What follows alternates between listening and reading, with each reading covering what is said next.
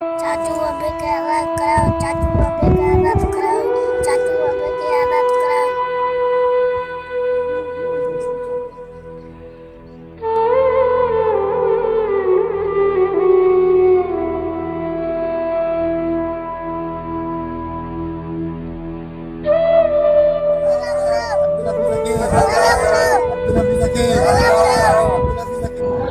करमपुर बरसां ठुल B section थाने जे अदगोठ मारक बिजाणी रवासी मुगवी नौजवान अब्दुल हफीज़ बिजाणी खे अगवा थे 25 ॾींहं गुज़री विया।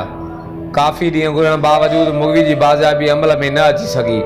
मुगवी जी बाज़ियाबी लाइ वारसनि पारां अब्दुल रहीम बिजाणी, अमीर उमर बिजाणी, सैफुल्ला बिजाणी, निसार अहमद बिजाणी, मुगवी जे मासूम पुट सैद खान बिजाणी ऐं ॿियनि जी अॻुवाणी में ॻोठाणनि एहतजाज कंदे चयो त असांजे मुगवी खे अगवा थे काफ़ी ॾींहं गुज़री चुका आहिनि।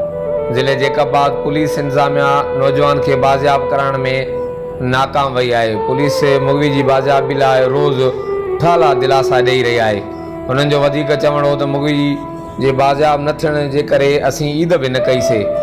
ईद जो खुशियुनि भरियो माहौल रोज़ राड़े में गुज़रियो।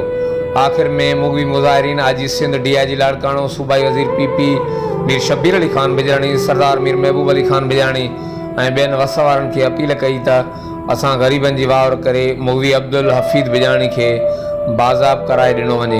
हर वक़्तु आगारण लाइ ॾिसंदा रहो JTN वेब न्यूज़ करमपुर।